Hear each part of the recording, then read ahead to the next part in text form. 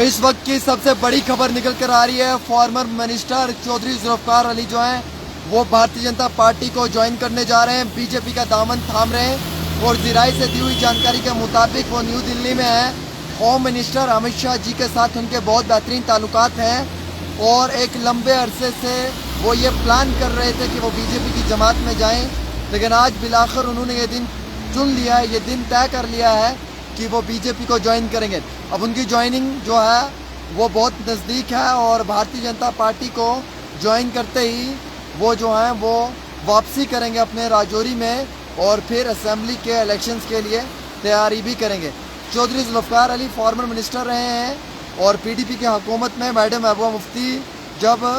जम्मू कश्मीर की chief minister थी तो उनके सबसे करीबी एसोसिएट बताए जा रहे थे। हालांकि उसी समय में भारतीय जनता पार्टी के होम मिनिस्टर अमित शाह के भी बहुत करीबी बताए जा रहे थे। एमपी यानी कि लोकसभा के इलेक्शंस में भी बीजेपी ने ऑफर दिया था चौधरी जुल्फकार अली को एज ए एमपी के उम्मीदवार के ऊपर कंटेस्ट करने के लिए, लेकिन उस समय चौधरी जुल्फकार अली रुक गए थे। लेकिन आज ये जानकारी आ रही है कि बीजेपी की जमात को चौधरी जुल्फकार अली जो राजौरी के बहुत बड़े नेता हैं और पहले पीडीपी में थे फिर अपनी पार्टी में गए और आज अल्ताफ़ बुखारी की जमात अपनी पार्टी को छोड़कर वो बीजेपी को ज्वाइन करने जा रहे हैं।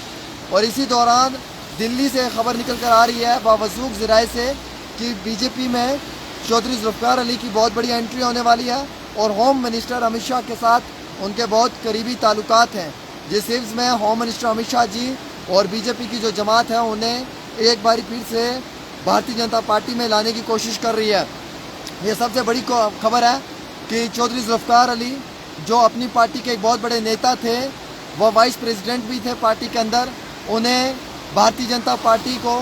ज्वाइन करने के लिए कुछ समय पहले ये ऑफ़र दिया गया था, लेकिन उस वक्त में उन्होंने इस ऑफ़र को एक्सेप्ट नहीं किया था। लोकसभा के इलेक्शंस थे और मियां अल्ताफ़ उनके अपोजिट में थे, तो उन्हें लगा कि मियां अल्ताफ़ से भिड़ना ऐसे समय में बेवकूफ़ी हो सकती है, तो उन्होंने लोकसभा के इलेक्शंस में डिले कर दिया बीजेपी को ज्वाइन करना। लेकिन आज सुना है वो न्यू दिल्ली में है, वो कभी भी किसी भी समय बीजेपी को ज्वाइन करेंगे और ज्वाइन करते ही होम मिनिस्टर अमित शाह जी जो हैं वो उनका वेलकम करेंगे पार्टी में। जेपी नड्डा जी साथ में हो सकते हैं या बाकी जो बड़े वजीर हैं वो इसमें शामिल हो सकते हैं। जम्मू कश्मीर में जब वो लौट कर वापस आएंगे बीजेपी को ज्वाइन करके तो भारतीय जनता पार्टी में उन्हें बहुत बड़ा पद दिया जाएगा, यानी कि एक बड़े मुकाम पे रखा जाएगा। और वहीं दूसरी ओर जो टिकट है वो शायद इस बारी भारतीय जनता पार्टी की होगी और जिस पे वो इलेक्शन कंटेस्ट करेंगे असेंबली के। तो चौधरी जुल्फकार अली अपनी पार्टी का एक बहुत बड़ा चेहरा, नामी गिरामी शख्सियत और राजौरी पुंछ खित्ते से ताल्लुक़ रखने वाले फॉर्मर मिनिस्टर, एजुकेशन महकमे में उसके साथ साथ बाकी भी कई सारी मिनिस्ट्री उनके पास रही हैं और आज बिलाखिर वो अपनी पार्टी को अलविदा करेंगे और वो बीजेपी जमात को ज्वाइन करेंगे। वंस अगेन बड़ा झटका है, मेजर सेटबैक फॉर अपनी पार्टी के लिए बहुत बड़ा झटका है कि जो